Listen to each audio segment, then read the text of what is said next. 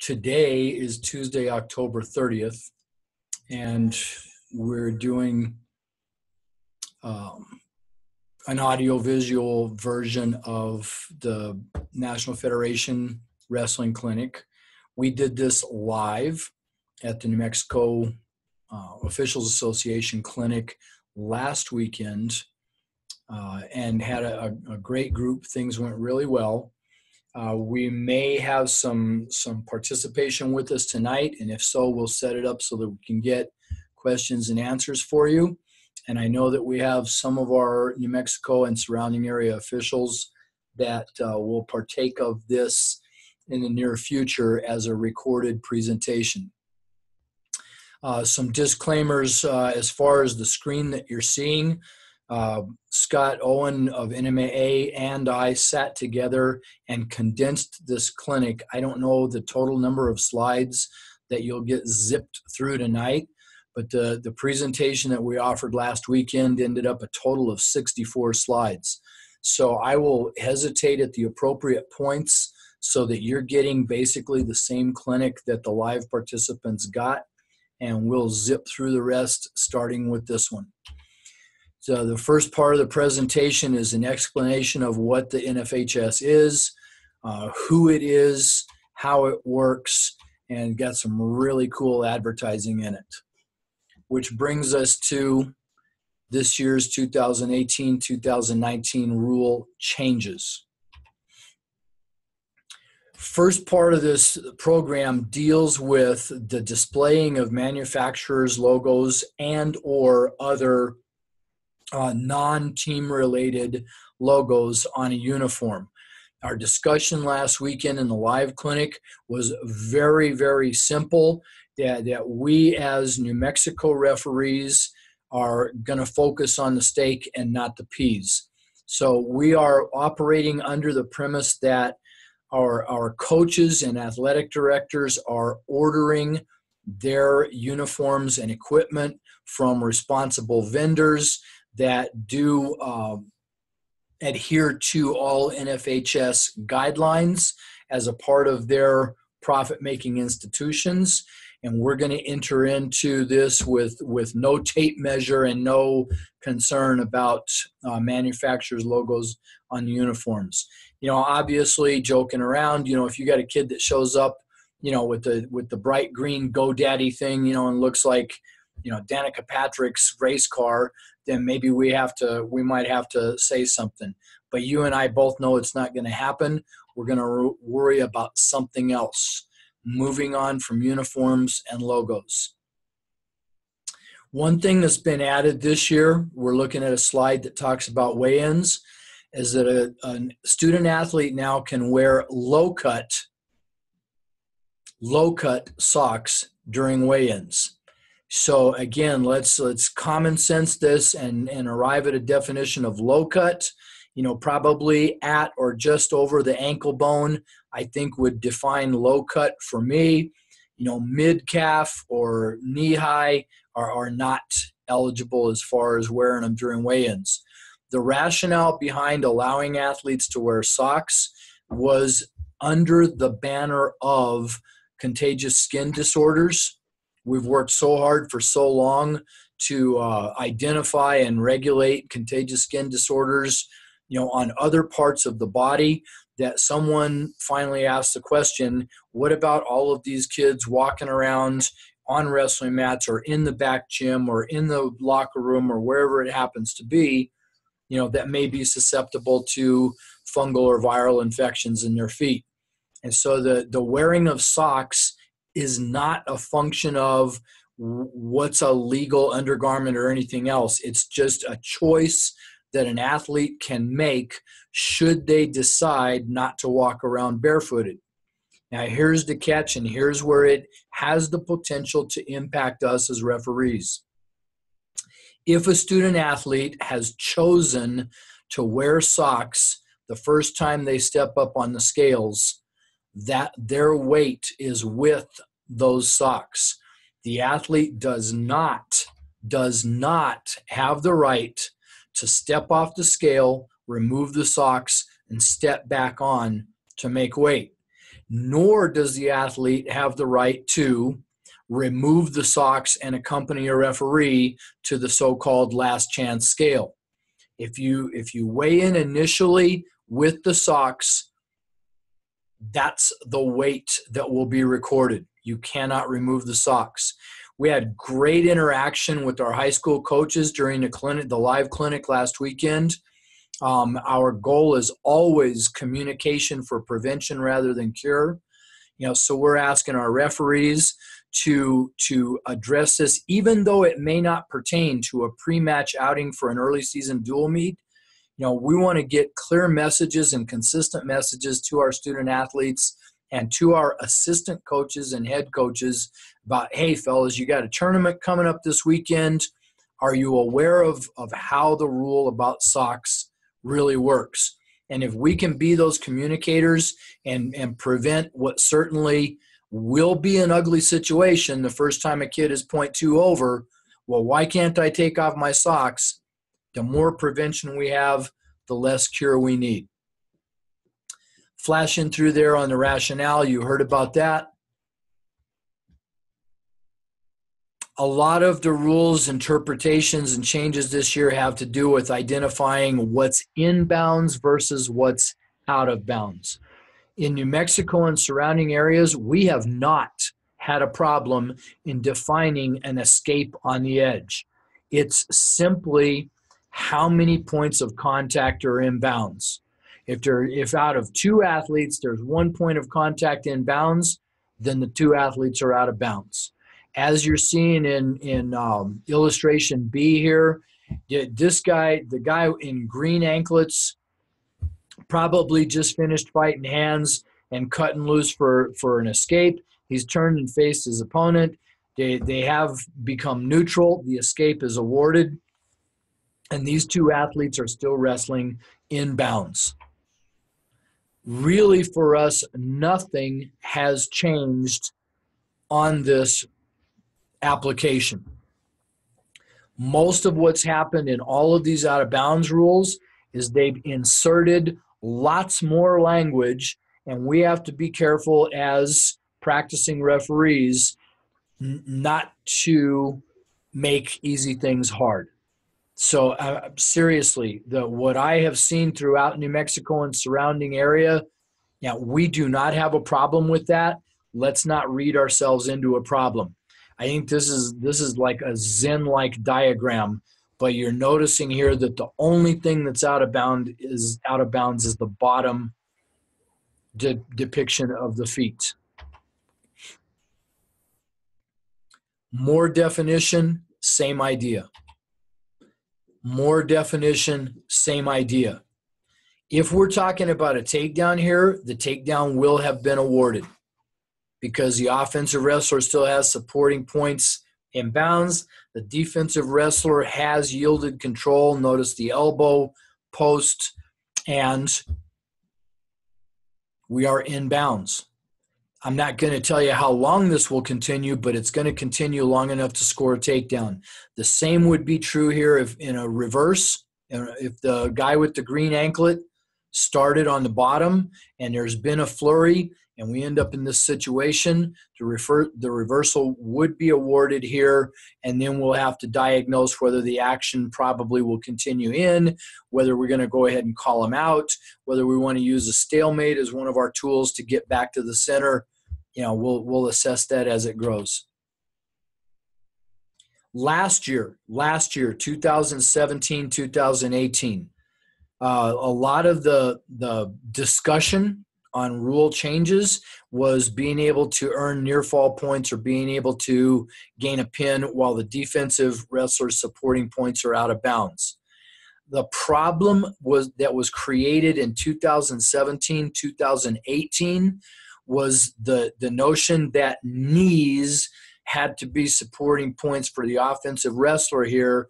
And basically, if not in this, but if you were in a half, if the knees come up, or in this situation, maybe if the butt comes up, the feet cannot be supporting points. That language has been stricken, and we're back to some simplicity. In this situation, near fall points can be earned and a pin can be earned because the offensive wrestler has those feet in bounds. If you want it to get complicated, don't let it be two. But notice in this depiction that the offensive wrestler's knees, while not on the mat, are still inside the cylinder extending from the out of bounds line. This is a little bit of a blend of college rules, but it's something that's going to work well for us. Looking at this depiction, I can't tell if that left knee's on the mat. I don't even know if the right knee's on the mat, but the toes of the offensive wrestler are on the mat, inbounds, and those knees have not left the cylinder of the competition area. In this situation, near fall points can be earned and a fall could be awarded. So here are words to define what we're talking about.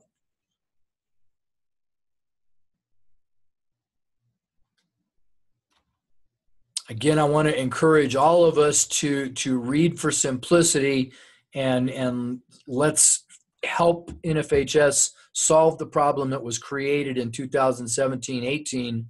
Let's not read ourselves into creating problems in 18-19. This really wants to be easy, and we need to let it.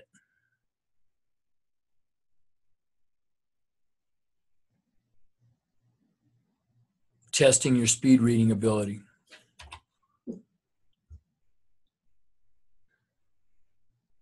In this situation, because the supporting points of the defensive wrestler are the hands, and the hands are in bounds, action can continue here. Again, if you'll notice that last sentence, if there is no action, we have a variety of options about stopping the match. You know, our coaches are very accepting of the idea that all the hard calls are on the edge. We can simply call this no action on the edge, out of bounds. If you're a stickler for detail, you could also stalemate this. Depends on time and what's going on there. You know, if that offensive wrestler, maybe right hand goes to half here, I can see them circling back. The right foot's going to come in bounds, and we could have a fall very easy or near fall situation very easily. If it's simply just guys being ridden, we'll get this back to the center. Okay, here we are, tough call on the edge. What are we going to face here? You know, if the guy's up, we're probably headed back in. You know, if the guy switches to that left knee, you know, we'll probably end up out of bounds. Hits a stand-up and circles to us, we're probably going to end up back in bounds. But as they appear here, if there is no significant action, we're going to get this back to the center. Same. In this depiction, the elbows are the supporting points.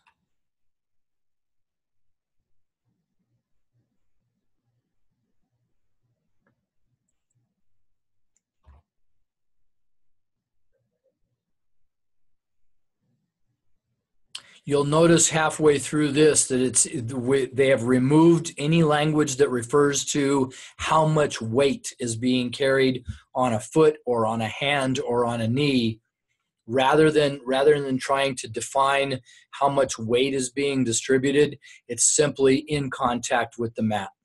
That's going to simplify our jobs.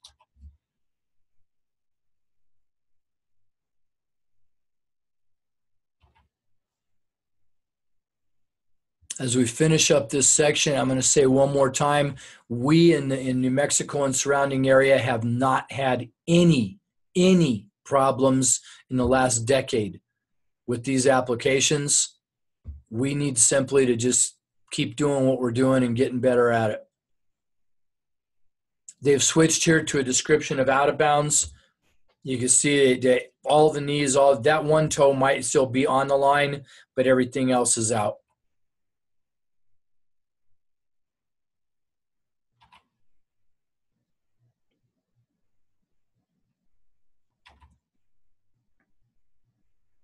We talked a little bit about reversal already, and you'll look at that picture on the right. Looks very similar to the takedown picture we saw earlier. In this scenario, in both of these pictures, reversals have been awarded.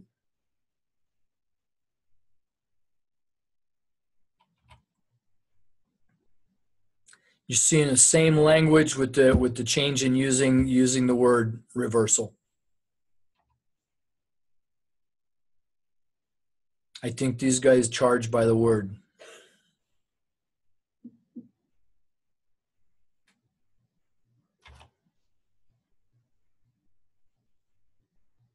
Key point, this simplifies the explanation.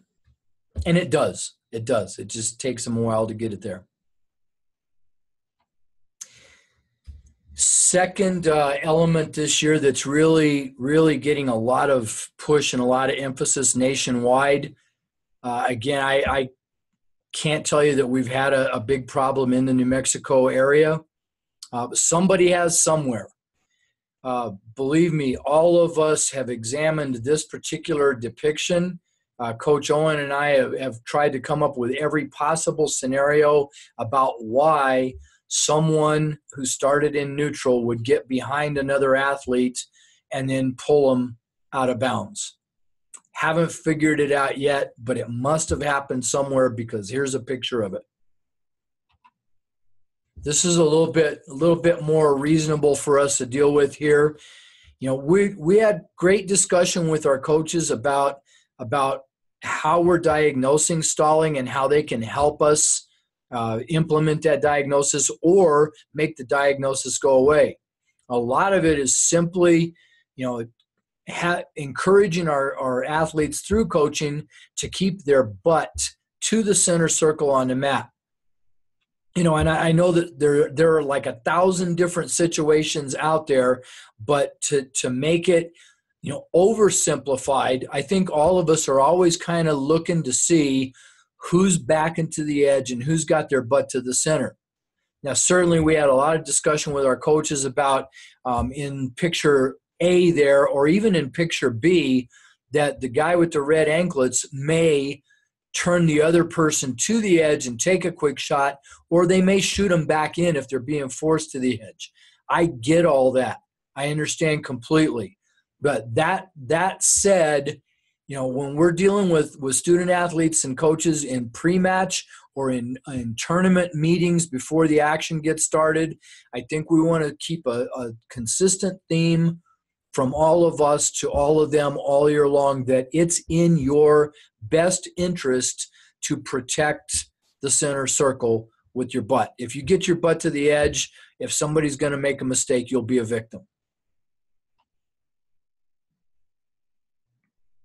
This is nothing different about a definition of stalling.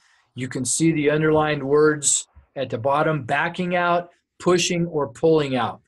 One thing that we did notice in our clinic this weekend, that if you're interested, this takes some of the pressure off of us as far as fleeing the mat calls. It gives us one more tool that we can deal with wrestling too much on the edge, being out of bounds prior to the penalizing of a point.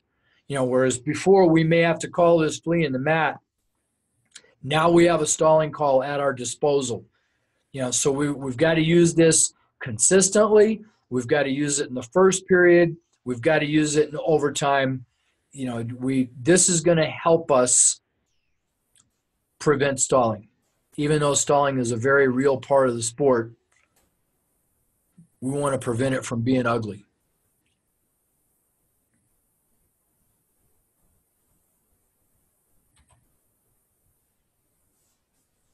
In this situation, a takedown has been awarded. This is nothing new to us. Defensive athletes carrying all the weight in the hands, even though weight is not an issue anymore, but the hands are in contact as the supporting points. We've got supporting points of both offense and defense in bounds. So this is going to go through definition of takedown. When you see the words underscored that say touch the mat, what that's replacing is the old language of carrying weight, carrying a majority, carrying significant, carrying weight. Now it's touch the mat. And yes, indeed, that is beyond reaction time. Don't get crazy. This is not brushing fingernails against the mat. This is having an offensive athlete cause us to put a hand, put a head, put an elbow, put a third supporting point on the mat beyond reaction time.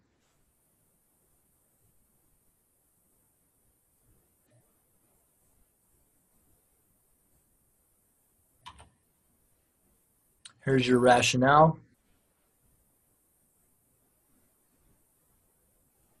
I love that they keep using the word simplify.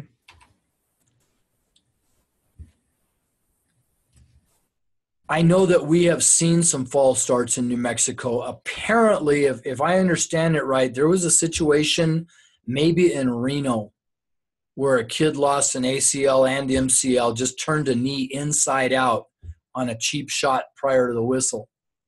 And I know that's happened in some other places.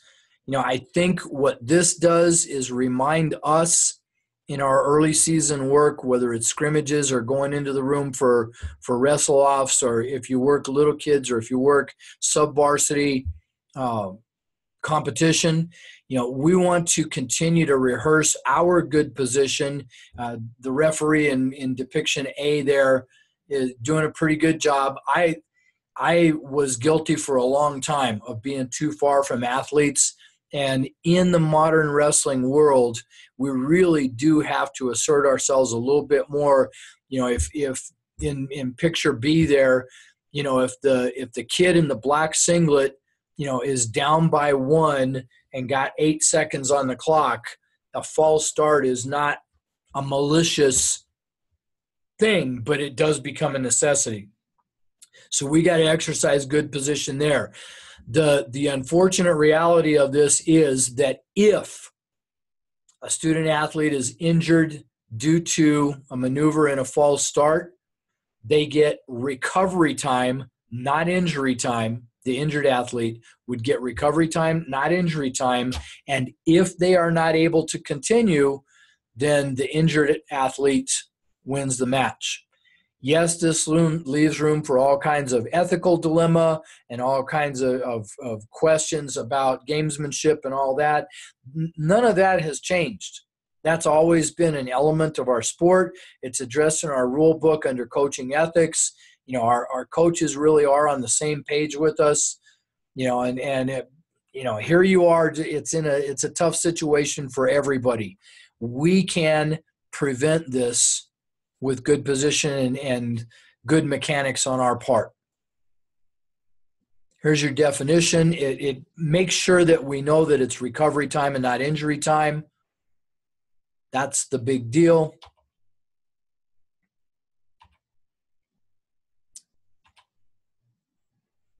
I'm gaining speed. We're going downhill. This one had some pretty good discussion. There is a picture in a book. There's not one here. There is a picture in the book of what's being referred to as a back bow. I don't know. There are some that call it Szyzeski. But basically, if I'm straddling an inside leg as a top wrestler, and the defensive wrestler is broken down, if I reach back and scoop shoelaces, I'll scoop them with the wrist and slide them up to an elbow, and then lift that knee, but I'm straddling it. So as I'm lifting it, the knee is coming up over my thigh. I think you guys can picture what I'm talking about. At that point, nothing illegally has been applied. And this is complete agreement 100% with Coach Owen in the NMOA office and Dana in NMOA. This is, and we got clarification from NFHS that picking up that foot itself and holding it is not the application that makes this illegal. But you can picture what's coming next. If I reach a crossface and then big step with that foot hooked, it is bowing the back. Now, can people be turned without injury? Yes, they can. But here's the deal. this maneuver is completely legal in college, and so many of our teams and individuals go to summer camps coached by college athletes, and this is a cool looking junk move. So your Billy Blue Chipper comes back and he can make it work every time against everybody. But all the JV kids and all the freshman kids beneath him love it just because it looks cool. And you eventually have somebody that gets tipped up over the long axis of the spine. And if it doesn't rip at the hips, it'll rip at the neck. So that's what's causing this rule to be written. The decision, the way this will be applied consistently in New Mexico this competition year is that as soon as an athlete attempts crossface and steps to lift that ankle, it will be assessed as illegal. That does carry a penalty point. Same thing as a full Nelson. As soon as the hands touch on a full Nelson's, it's illegal. As soon as that ankle is lifted to turn, it's illegal. If you need to see this, please, you can contact me. I'll get you film. I would much rather you get into the wrestling room and ask your coaches. If you can get to scrimmages, if you can get to wrestle-offs, if you can get to a Saturday practice, having your coaches walk you through this is good for you, but it's good for them that you're in the room because everybody likes students of the sport. You figure this one out and then email me. Coach Olin's never seen it. I've never seen it. I can't even imagine how this would ever result in anything good. You can't pin the guy there. He's riding your shoulder. But this has a name. It's a Nelson cradle. I think I think I could probably pay you enough to get you to be real still, and I might be able to get that hooked up, but not if you were fighting me.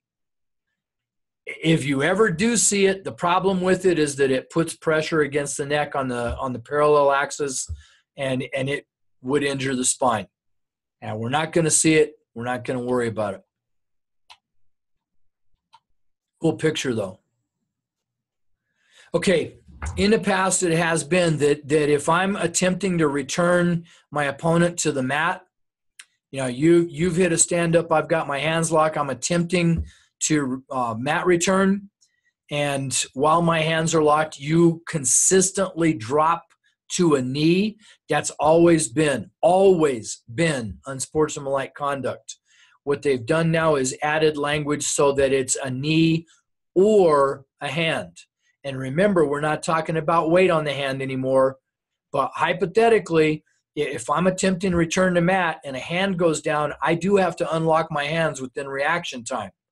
So if you're continually touching a hand, touching a knee to try to cheap shot that application, it is defined as unsportsmanlike conduct. Again, discuss this with your coaches.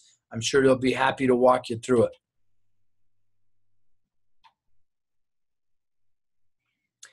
This one's unfortunate. Dana and I were just talking about this a little while ago, but society's out of whack. And we brag about wrestling as being the last samurai. It is incumbent on all of us that we've got to do a great job communicating in pre-match and at tournament pre-meetings. We've got to stay right in the face, eyeball to eyeball contact with our coaches in terms of prevention. Because once we're insecure on these types of unsportsmanlike conduct, we've got parents in the mix, we've got unlicensed coaches in the mix, we've got Facebook in the mix, we've got Twitter in the mix, and it just nothing good's gonna happen. So not asking you guys to go guns blazing, on a kid getting up with, kid just got stuck and he's a ninth grade kid. It's his first rodeo, and you think maybe he might have whispered an oh shit or something. That's one thing.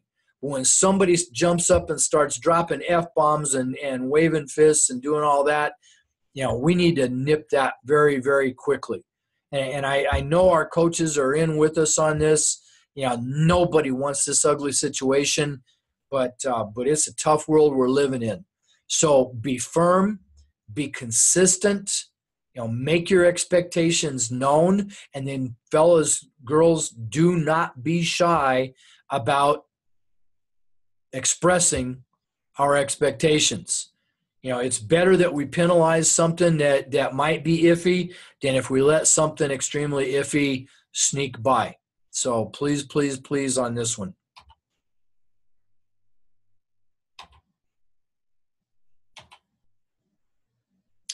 We are at points of emphasis, which I think you will find remarkably similar to the rule changes. We do, when we have discussions with our coaches, we want to, or with moms, with team personnel, we do want to always be promoting the cleanliness, that will protect us from contagious skin disorders. I know that as referees in New Mexico, we are typically not on hand for weigh-ins at dual meets. So, we're not sure if guys are sharing razors or what the deal is there. But when we are present at tournament weigh-ins, when we have our conversations, in social gatherings and stuff with our coaches, the contagious skin disorders have the ability to wipe our sport out. We have to be consistent on this. There was emphasis on stalling. I hope that I gave you enough examples on this. Same thing. We need to call stalling when we identify stalling at whatever point in the match. We do have to recognize that stalling is an inherent part of the combative nature of our sport. And I mean, everybody's got their own picture in their mind. We got a kid that's just scored his fourth takedown, and he's up, 9-4, and the guy's backing and taking a little blow. That's an earned recovery. Now if that blow starts consuming a minute and a half, with hands up, backing away, denying contact, now they're denying their opponent an opportunity to get back in. But everybody's got a picture in your head, and you know what is necessary, and when it is necessary. Apply it consistently if you can. This one's fun. The equipment specifically mentioned here is the knee sleeve. It is a growing trend. The uniform manufacturers are offering these things. They're customizing them. They're pretty attractive, to tell you the truth. But they are legal, completely legal in New Mexico this year. And you could play all the what ifs. We played all the what ifs last Saturday. So an athlete could wear one knee sleeve, whether it has a pad at the knee or whether it's just a spandex sleeve, whether it's for ornamentation, whether it's for ego management, whether it's, their binky security, whatever. It's legal for them to wear this. All the what ifs go to, so if an athlete decides to wear two knee sleeves, one on each leg, legal? Yes, it is. But what if an athlete decides to wear tights that include a crotch that comes up above the hips and covers both legs? Guess what? Those tights still have to be stirruped under the feet. So what if? And we reached really easy consensus with both coaches and referees last weekend. No, we're not going into pre-match and asking kids with tights to take off their shoes. We're just not doing it. We're gonna operate on the high side. So you're wearing tights. Make sure your tights have stirrups. In a situation, I don't know. In a situation that something rises up out of the shoe above a sock, I don't know. You're going to have to hit that one when it's pitched. I don't know that I want to ask a kid to drop his singlet so that I can see that their tights have a crotch in them. I don't think I want to go there. So I, we're just gonna have to figure this one out. If these knee sleeves start causing a problem, like I'm in on a shot and it slides down, I'm in on a shot and it slides down, when it starts denying the opportunity to score fairly, yes, referee, you have the right to tell a coach, this is an equipment problem. It's not a technical violation because it's a legal piece of equipment, but it's causing a problem. It's sliding down. It's slipping off, just like a headgear that has to be replaced. This has to come off, coach. You're not being charged injury time for it. You're not being assessed a technical violation. But we're back to square one. You're just going to have to hit what's pitched on this and try to keep your priorities straight. We did, believe it or not, discuss elbow sleeves. And the answer is we'll figure it out when it happens.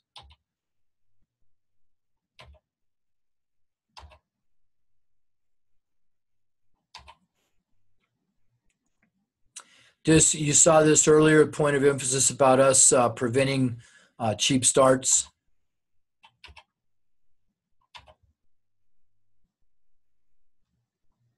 This is titled Editorial Changes. This is definition of how the manufacturers are making the singlets or two-piece uniforms. Personally, I applaud the two-piece uniforms that we saw last year. I don't know that anybody's going one way or the other, but I do know that nationwide, offering this generation of adolescents a choice about wearing two-piece uniforms is causing growth in population in our sport. So some of the things that we saw last year in New Mexico, very, very, very attractive, very well-designed, whether singlet or two pieces.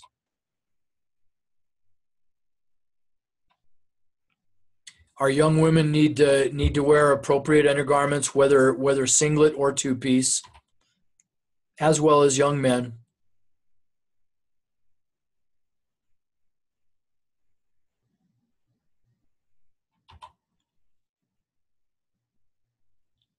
They've stricken the 30 minutes. This is really pretty much driven by track wrestling because most of our match scores are recorded instantaneously now. So this is not. You guys sign your book or check the iPad or the tablet. If there's nothing for you to sign, then ask the scorekeeper. May I look at that quickly, please? Yes, this is correct. Go shake coach's hand. Hey, I looked at the tablet. Everything looks like it's in order. Go change clothes.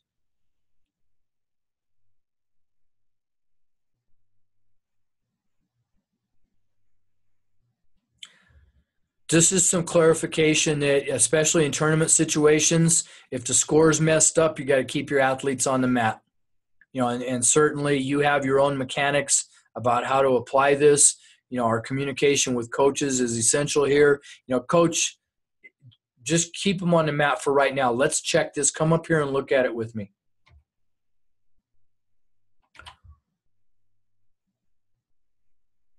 This is a follow-up on one of the slides they had in there earlier. Just making sure that we know that 2 of 4 in is in. 3 of 4 in is in. 3 of 4 out is out. And you guys know that.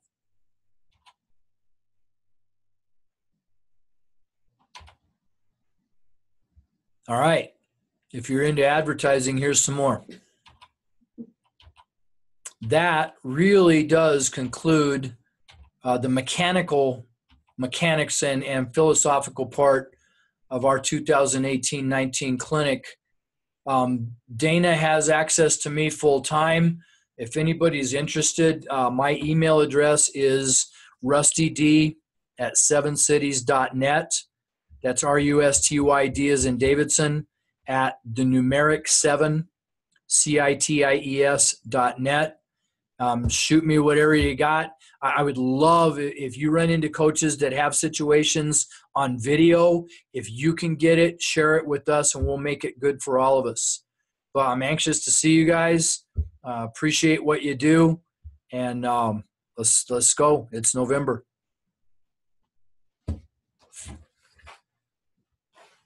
Oh, that was easy enough.